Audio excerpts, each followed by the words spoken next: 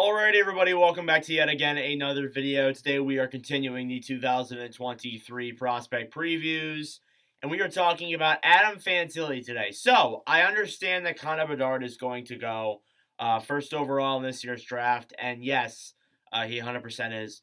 But Adam Fantilli, if he wasn't any other draft year, he'd be going first overall. There's no doubt. And this goes to show why the top three in this year's draft are going to be extremely deep. You look at a guy like Adam Fantilli, the way he played with college this season and in the World Juniors, he has a very good future ahead of him. If that's with the Anaheim Ducks, maybe Anaheim goes a different direction. We don't know what Anaheim's thinking, but definitely Fantilli is looking like the consensus second overall pick there for the Anaheim Ducks. So let's look at the basic info here for him. He was born October 12, 2004 in Toronto, Ontario. I already know with this, Leafs fans are going to be calling for him if he ever hits the market. It's just going to be a thing. Sorry, Leafs fans. I know you've gone through a lot past couple of days. Fantilli is 6'2", so he has that height on him compared to Connor Bedard. Bedard is 5'10". Fantilli is 6'2", so he has some height to his advantage. He is, I believe, the average NHL player's height. He's 187 pounds, and he shoots left, which makes him a left wing.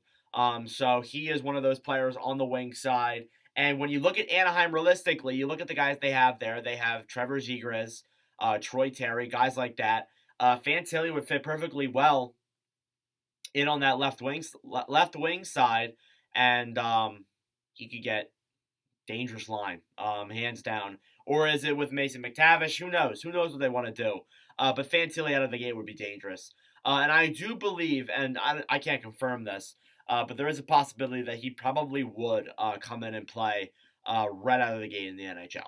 So more than likely, that's what's going to happen if Fantilli goes to either the Ducks, the Blue Jackets, or if we get shocked. Because to me, it feels like Anaheim needs defense, but there isn't the blue line market in this draft is still really deep. But I think if they have Fantilli there at number 2, they can't pass him up, right?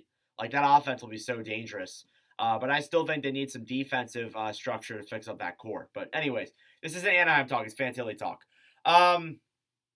He's consensus number 2. We talked about Connor Bedard having the consensus number 1 pick. Fantilli is consensus number 2. He's ranked number 2 by including but not limited to consolidated ranking, Bob McKenzie, McKean's Hockey, Elite Prospects, and the Daily Faceoff. He's definitely ranked by many other prospect websites. The only one that I've seen him not be ranked number 2 in is Draft Prospects Hockey, where they have him ranked number 3. So that's something you got to keep in mind there. There is, and again, there is that possibility that he could drop to 3, even though he more 95% likely goes number 2 overall. But I still feel like in the back of my mind, Anaheim could want to go for a defenseman, but we shall see. Yeah, I mean, like, all around, he's a really good player. He played with Chicago Steel his first season, or not his first season, back in 2021, 2022. And I'll be honest with you, I didn't know who this guy was. And that's kind of shocking to me. A guy that's this good, I didn't know who he was. Pretty surprising. I know who, of course, Matvei Michkov was. I know who Connor Bedard was. But this Fantilli guy just coming out is new to me. In last season with the Chicago Steel, he played 54 games, had 37 goals, 37 assists for 74 points. Obviously, the Chicago Steel are in the United States Hockey League. He played really well in that season.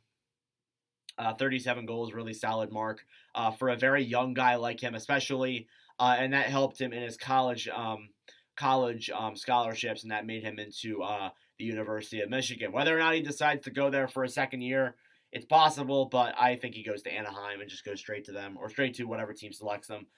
With Canada U18 that year, he played 4 games, had 1 goal, 5 assists, 6 points. So internationally, he played solid. He would have a much better year, or actually kind of a worser year internationally that following season, but still played really solid down the stretch for Team Canada. You look at 22-23, he played with Michigan, of course, as I mentioned. Michigan, he played less games, but he actually had a really solid point line nonetheless. 36 games played, 30 goals, 35 assists for 65 points.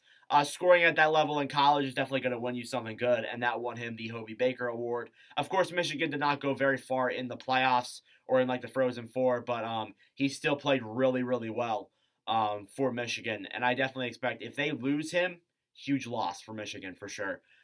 With Canada U20, aka the World Juniors, underwhelming. I mean, like it's not like underwhelming. It's still really solid, but it's still a little bit underwhelming for Fantilli's um, expectations.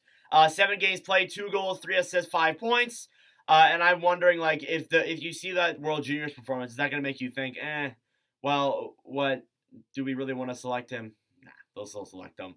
I will say this though, he is participating in the Canada World Cup that's going on in Latvia right now for Canada.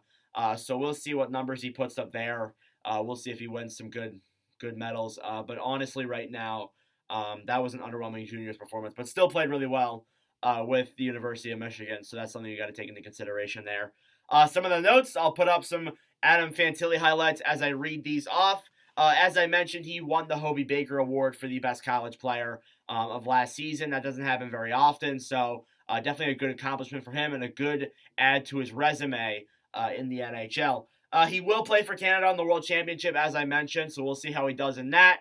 That will also put towards his draft value. I don't think it changes it for negative or worse, or negative or better, but I still think that's solid.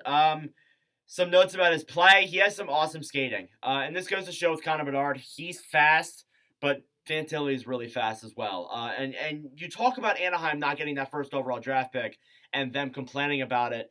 Fantilli is a really good second award for him, 100%, because he's played really well this year.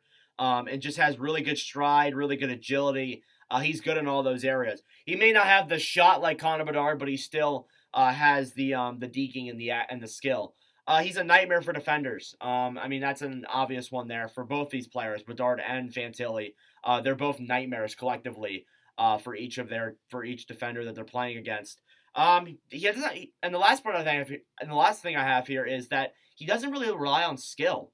Not necessarily. I've seen a lot of articles say that like he doesn't rely on his skill to be a player. He relies on effort and overall creativity. And that just goes to show he doesn't need skill to be a really solid player. And I think that's really what's helped him in his draft value. And I think that's what definitely will help him in the coming years. So what team does he go to? He's my second overall pick. I have him going to the Anaheim Ducks, even though I did mention that Anaheim probably would need like a defenseman type player, but there isn't a defenseman that I look at and say, oh yeah, that's a solid pick. I don't believe they have another first. I might be wrong about that, but I believe they only have one first. I'm probably wrong. But anyways, let me know your thoughts on Adam Fantilli in the comment section down below. Thank you all very much for watching. For all of your support, I really do appreciate it. Make sure to subscribe down below if you are new. The next one, I've been balancing between either Matvei Michkov or Will Smith. I think we're going to go Michkov for the safe option because we talked about him on the channel before. But then we'll go to other guys like Will Smith, Ryan Leonard, some other players there that are in this draft. But anyways, thank you all for watching, and I'll see you guys in the next video. Adios.